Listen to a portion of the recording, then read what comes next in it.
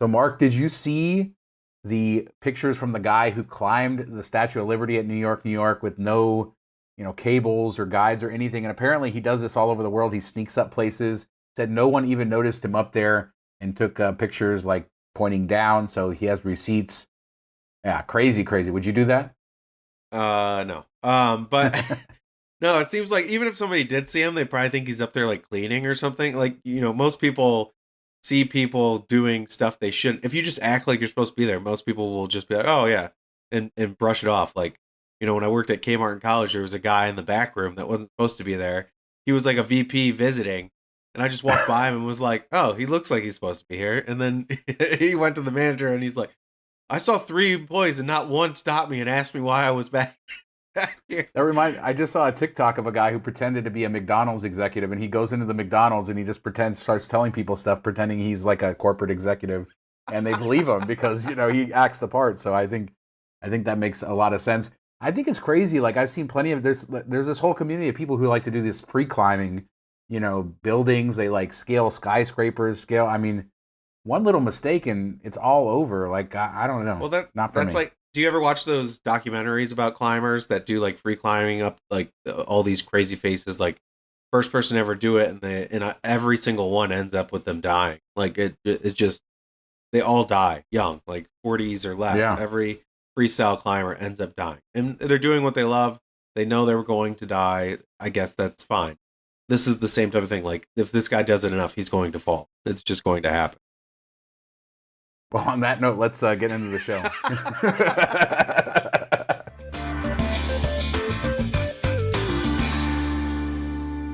All right, so we're going to talk about a lot of things, including the MSG Sphere. We learned a lot about that. We'll take a look inside Resorts World and their screen going out. Tons of other stuff, but let's start with MGM had a data breach. Was it like 100 million customers or something like that? Millions and millions of customers affected, their names, dates of birth, phone numbers, email addresses. I'm assuming just about anybody who watches this show probably had their information stolen. So, yeah, I thought we'd report about it. Yeah, we do have an article on milestomemories.com. Isn't it sad that we're all like so jaded, or at least I am? I'm like, oh well, like everybody already has everything because we've been hacked so many times from so many different angles, and we're just like, okay, yeah. And they send you here's a free thing to manage your what, and it's like I already have 12 of these. I don't need another free thing to watch my credit report. Like, it's just sad. MGM should send us like a free slot pool or something as Yeah, a makeup instead of, do who something needs different. more credit money? Yeah, exactly. No, I already apparently got no. Equifax. No payment information was stolen. So I guess just your dates of birth and names. So yeah, I don't know. This is happening so Just what often. they need to scrub your Facebook account and start a new one where they try to friend all your friends. Yeah. Yeah, yeah, exactly. All right, so let's go into the big story. That's the MSG Sphere because they topped it off. I don't know if you saw videos of this on Twitter and elsewhere. They invited all the local media and some national media there as well. And we finally got a look inside of the thing. It looks really cool with the steel structure now topped off. It has the full sphere shape now. Can't say that word for some reason, but before we go Sphere. in, yeah, there you go. I don't know what happened there, but I'm not going to try to say it again because I have a fear that it's going to come out wrong. But yeah, I mean, what do you think it looks like? We'll talk a little bit more about some of the details they released because we learned about when it's going to open and some other cool things. But what do you think it looks like inside and out right now? Yeah, I think inside it looks cooler than outside. I mean, outside it kind of looks like Epcot ball type of thing. So it's not something we haven't seen other places. Inside looks pretty cool because I mean, you don't usually when you see these spheres, you don't get to go inside. So this is something you go inside and see.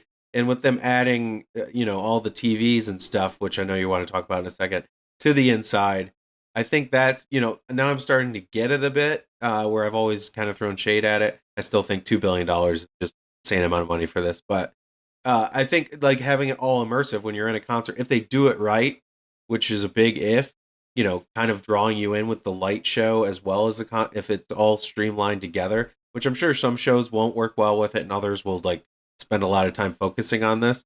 I think that will be an amazing experience for sure. Yeah, and they said that they're working with Hollywood to develop content for both the screens on the outside and also the shows on the inside. So hopefully you're going to get really high quality stuff. So we learned when it's going to open, and they said that they're going to have it open by the time the Formula One race comes in 2023. So that's November of 2023. So that makes So sense they're because gonna So they're gonna have a huge headliner come in the same weekend as Formula One and just make it a complete cluster. Yeah, maybe. I mean, the cool thing is that the track or the course goes right by it. So, hopefully, they said they're working with Formula One, so hopefully there'll be some integration. And it's going to be all over television as that race is broadcast all over the world, selling Las Vegas. So it makes sense to do that. Yeah, so the compression ring they put on top, 136 feet across, weighed 121 tons. So that's pretty impressive. But they released a bunch of other numbers that are equally impressive. 336 feet tall is the sphere, 516 feet wide. It'll have 20,000 people inside, including standing spectators. That's the first time we've heard of that. 17,500 seated guests with 23 VIP suites. I thought, you would think there'd be more VIP suites than 23, but I guess that's it. And then the really impressive thing, a 580,000 square foot exterior LED with 16K by 16K resolution and 164,000 speakers in this thing. A lot of numbers, but those are all pretty over the top. I don't know. Do you think 20,000 seats is enough for Chris Angel? Yeah, I don't think. I think he would sell it out in 5 minutes. I think to your point, who knows if they'll make their money back? But they're building something that's unique. The one thing I really thought too that was cool was looking at the inside and the videos of the inside, how vertical it is. Just how tall it is once you get on the inside, which is sort of different than a lot of theaters. I mean, there are theaters that are very tall that have balconies and stuff, but because of the shape, it does seem like that's going to be very unique, and especially with all the screens they're going to put inside.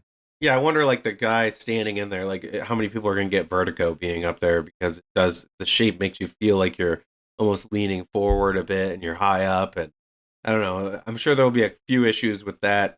So if you have issues with heights, you probably want to get lower seats, but yeah, it does look like it'll be a cool experience. I'll have to go in there for something. I just wonder, like, how much our show's going to, because this is like a one-time thing. Like, they're going to be on their tour. How much are they going to put in time and effort to or is the Sphere employees going to kind of put a light show together for concerts, and how is that going to be integrated? So it'll be interesting to see. Yeah, I have to think they're going to have some sort of permanent installations there that go along with the touring shows, or at least I would hope that they will. But like I said, they are trying to develop content, so we'll see, and I'm sure we'll learn more. I'm guessing that they're still trying to work all that out. But it's good to see it. And this was one of the projects we really fear wouldn't happen going into COVID, when everything was so uncertain and construction stopped for a long time. The price tag was big, and then the Venetian changed ownership, so that also kind of put it into question. But there's no doubt really at this point that Madison Square Garden and the Venetian's new owners are marching forward with this, and that it's going to be finished in time for the Formula One race. So it's great to see another project. It seems like it's past that line where you don't have any doubt that it's going to finish at this point. They spent all this money to finish the second. It's not going to be a new Fontainebleau just sitting there for 20 years, half open. Yeah, or so many others. So good to see, and we'll let people know as we learn more. But yeah, this was a good milestone for it. Now let's move on to talk about your favorite off-strip hotel casino, casino, Ellis Island. And now Ellis Island has what kind of, it's just like a motel-y kind of motel hotel attached to it. Yeah, something like that. So Travel Ruby, who's a fellow YouTuber, she got word that Ellis Island's going to connect their hotel and their casino together, adding a second floor, redoing the pool area. So, maybe we're going to see a step up. Redoing the pool, nicer. Yeah. Well, like repaving it. I bet you it's just like one of those square motel pools. So I guess anything would be better, but it does seem surprising because I don't think anybody goes to Ellis Island, like, looks forward to staying at the hotel. I always assumed it was kind of like two different entities. Like, there's the people that stay at the Scuzzy Hotel, and then the people that go to Ellis Island. But maybe that's not the case. Maybe they're looking to integrate these two things. I mean, if they did it a cool way, I think it'd be a fun destination to go to. I don't know. It looks pretty rough. Yeah, I mean, Ellis Island, the casino is, not the nicest casino in the world, but the locals love it, and, has a lot of charm and character. And the most recent thing that they built was the front yard, which is great and That's really awesome. sort of high end. Yeah, it's an awesome space. So if they take that sort of, effort and design and put it into the hotel, and, adding that second floor, putting new kind of modern rooms there, I think it could be really nice. And, like I said, everything, that they've added recently is pretty nice. So hopefully it brings it to that level where cool. people do want to go there instead of it being like this Scuzzy motel. Place where you buy drugs. He said it, not me. He said it, not me. All right. Speaking of places where you buy quote unquote drugs, no, just kidding. Circus Circus announced multi-million dollar Where the kids renovations. get drugs. Yeah, no. But Circus Circus announced there's some funny things going on here, but they announced that they're in the middle of multi-million dollar renovations. I covered on the channel and on this show, I think before, they just opened their giant food court, which took over part of the space where the buffet used to be. And, they still have that steakhouse, which is really famous. But most parts of Circus Circus look exactly the same as when I was a kid in the 1980s going to that Midway. Like the carpet's the same, the signs are the same in the casino. It just hasn't gotten any love in a long time. And so Shayna Goretti, I hope I pronounced that correctly, the senior vice president of operations, said this, Mark, and I want to quote her very specifically because it's very funny. She said, Circus Circus is an iconic property. That's true. We're trying to make it better than what it was. We're trying to bring it back to the glory days of when it was built in the 1950s. The problem, Mark, is that it was built and opened in 1968. So the senior VP of operations doesn't even know when it was opened. But it was a nice place back in the day. It was high-end. Jay Sarno, the same guy who built Caesar's Palace, built Circus Circus. And, it's definitely seen better days. So it's good to see that they're doing it. They said after they do these multi-million dollar renovations on the interior, they're going to move on to the hotel rooms. So no good news on the hotel rooms yet, but it's coming. I was hoping this included the hotel rooms, but I guess not. Yeah, the hotel rooms is probably going to cost like couple hundred million to renovate, I would imagine. So it'll be interesting to see. Whenever I walk in there, it just feels dirty. So hopefully, new carpet, new lights, new sign. Make sure the arcade games actually work. 1 out of 5 might work. Last time I was there, it's pretty rough. But they got those coin slots, the only coin slots on the strip, so that's nice. And Slots of Fun, I think, is actually a decent little place. I wish they would connect them a little better. There's definitely some potential there. Of course, Fontainebleau is going to open up, next year across the way. Resort World's there, so I could see why you would want to invest. And if they thread the needle, what they did with the food court, it's very generic looking, but it's very nice. Like it's nice, generic, modern.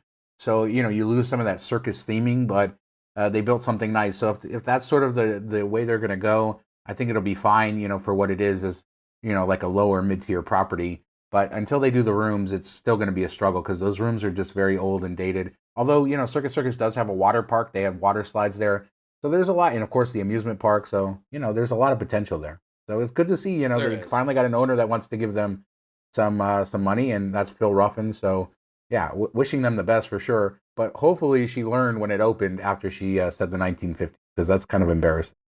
Oh, hey, live and learn, right? I mean, it was simple. Yeah. You and I have never said anything stupid on this show, right? So we've never made a mistake like that. So, all right.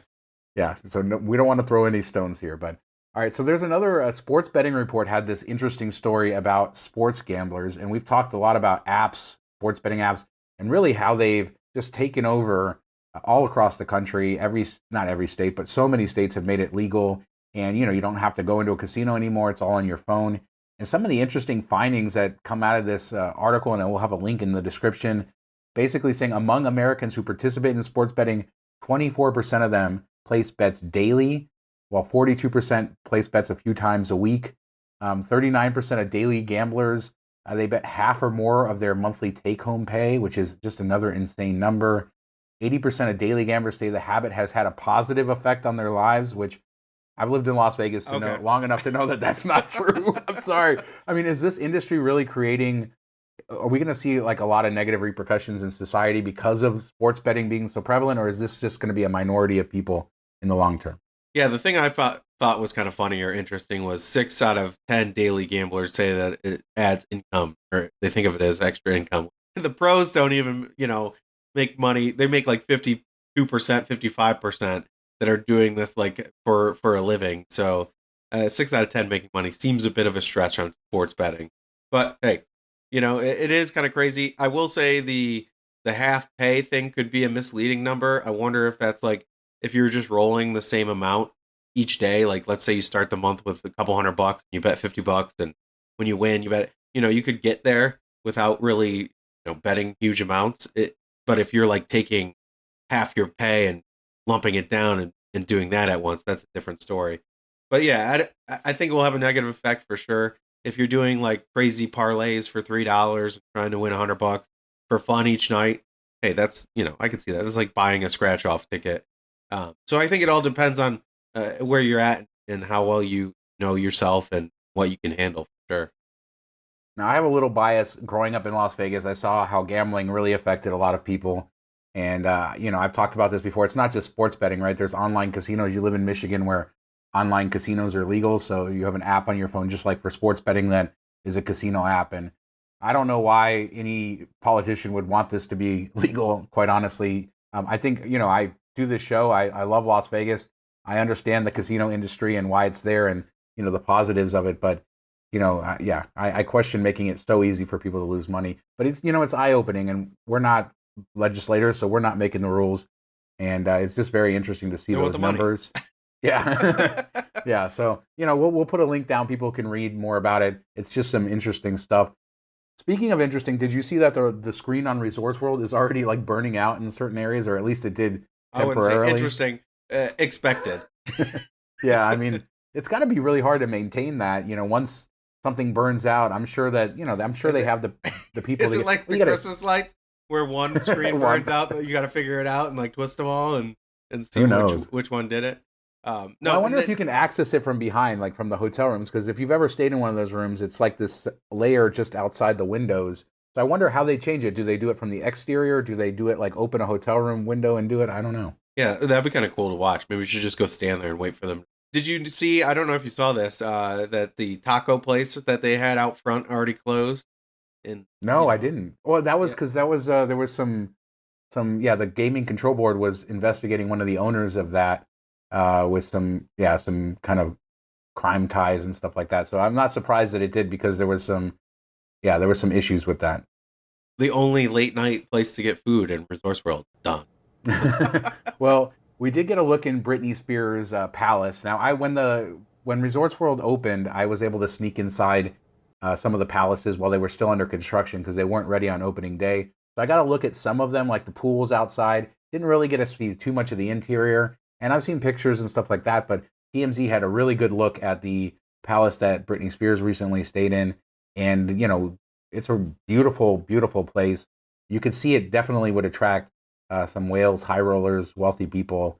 They're very private, other than the fact that you can look down on them from above. Yeah, that's what I was going to say. Like, that's the first thing I noticed when we stayed there. You look down the pool area, you see these private cabana baller suite pools. I'm like, if I'm Britney Spears, I don't want any, especially like her going nude all the time on Instagram. So she's probably going to be topless on her little private pool, and everybody can see down there. So it's like, you could have done this better. All these people that have all this money and want the exclusivity, all these people that have all this money and want like the exclusive experience, they don't want people to be able to see what they're doing. So I don't know. I think that was a big miss on their part. I wonder if she even used the pool because of it. Yeah, I don't know, but as far as the room itself, it looks great, and I mean, I've seen similar things in other hotels. I don't know how you 100% kind of block that. I guess you could put some shade structures and things like that, but you can definitely look down and see those pools. Now, I mean, you're pretty high up, in the hotel. So, I guess using a zoom lens, or people, if they really want to get creepy, but I think for the most part, people aren't going to see you up close, but you're not going to have a ton of privacy there. Yeah. Yeah, the people who get paid for pictures will definitely have the zoom lens. So, so there you go. But yeah, take a look. We'll put some pictures up here. You guys get to see what it looks like. Now, there was some other news. Aerosmith canceled their Vegas residency, or at least put it on hold because of some issues with Steven Tyler, their lead singer. He had a relapse due to some pain management, and so he went back to rehab. They were scheduled to have their residency at Park MGM in June and July. No dates were rescheduled for that. Wishing him the best on that. It's it sucks. It sounds like it's a bad situation for him, but hopefully he's able to get into rehab, recover, get himself off those pain meds. Yeah, sad to see for sure, and glad that they're taking the time to get him correct. Hopefully, he's speedy recovery and gets back up on the horse, and they can move on in the future. Yeah, and speaking of residencies, Mark, Adele still hasn't rescheduled her residency, so we don't know what's going on with Britney's that. That wasn't on our list. Shows. She's gonna steal. Yeah, Yeah, I saw a headline. I didn't read it, but I saw a headline because I'm in the UK now. I was just in London. I'm in Scotland. I just got here. Just got off the plane about an hour ago. But I saw a headline here saying that she still hadn't rescheduled her shows. I didn't click through to read it, but it was just a reminder that that she hasn't done that, and fans are a little bit disappointed. So hopefully we'll get news on that soon. But the countdown remains. And we didn't really mention it on the Resorts World thing with Britney, but I think they're trying to woo her into being a residency there too, which she hated her previous Vegas residency, but I'm sure a lot of that had to do with her dad being forced into it. And this, when you get to keep all the money yourself, maybe you're more open to it. So it'd be interesting to see they're able to pull her in. They pulled in such big names already that would be kind of a feather in their cap for sure. Yeah, until a naked picture of her by the pool shows up on. They'd love that. What are you TMZ. talking about? All right, so last thing, speaking of Vegas exclusivity, did you know that a Big Boy Tavern, but like Bob's Big Boy, now Big Boy is like crazy. It's a crazy, crazy story about Big Boy because there's different regional versions of Big Boy. You have it in Michigan. I went to one of the nastiest restaurants. So I was in Michigan visiting Mark last year. By the Detroit airport, there was a Big Boy, and I went in there. And it was one of the nastiest places because I used to go as a kid in California where we had Bob's Big Boy, and you have different regional versions of that. Yeah, there's like Frisch's Big Boy and Ohio and stuff. Yep. So this is the Bob's Big Boy variety. So this is the West Coast variety, but they're opening their very first tavern, which is it has gaming, it has a bar, and of course it has the Big Boy Classic and all the stuff, the salad bar, all the stuff that you want. It's hopefully a little nicer than the one by the Detroit airport.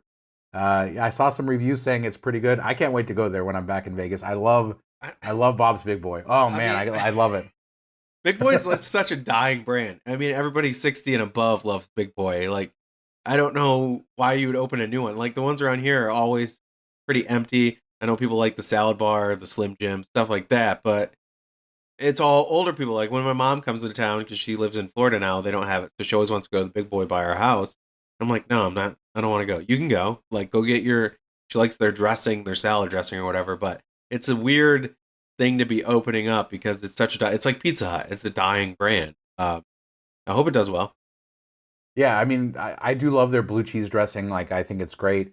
I would never go to another Big Boy in Michigan after my experience. Like that place, it was straight out. It's actually pretty nice. It was like, you went to a Pizza Hut Classic this week, which is like a Pizza Hut right out of the 80s. And the Big Boy was just like the Big Boy out of the 80s, except that had been left to like dilapidate and go. Yeah, exactly. Yeah, the Pizza Hut Classic was great. If you want to see pictures of that, visit Mark's Twitter at DetroitMark because it was really cool. But yeah, Big Boy, it's interesting because I grew up with Bob's Big Boy in Southern California. Most of them closed. A few of them remained open. We've had Big Boy come and go out of Las Vegas at least 3 times since I've lived there in the 90s. So it seems like they're going to give it another go. And with this new tavern, at least it's going to have gaming. So I think that might sustain it because there's going to be machines and a bar, so they'll have liquor. But, they're still going to serve that same food, which I do like. I do like their dressing too. Me and your mom I love their blue cheese dressing. But you can buy it in the store too. So I don't know, what you need to go to. She goes and buys it in the cup, like get like extra dressing and takes it. She goes to the buffet and just takes it to go. That's awesome. All right, but yeah, it's good to see. It's going to be way in the northwest off Sky Canyon. It's already open now, so visit it if you're in Vegas and you're heading out to like Mount Charleston, something like that. That's really kind of out where it is. So make it a trip up to Mount Charleston to go for the snow in the winter. Get some Bob's blue cheese dressing on the way back. Life is good. But let us know what you guys think about any of this stuff that we talked about. We'll have links for everything in the description. We appreciate it if you want to subscribe. Hit that subscribe button, smash the thumbs up button, but most importantly, leave a comment. We like to discuss all of this stuff with you. If you want to listen to this show, we also have the MTM Vegas podcast, which is this show in audio form. Of course, we recommend this video version because you get to see all the cool stuff, but you can see all of our Vegas stuff at mtmvegas.com. Thanks so much for watching. We'll see you guys next week. Who was it that said I like to stand and pee water? Was that Dave? Hi, Dave.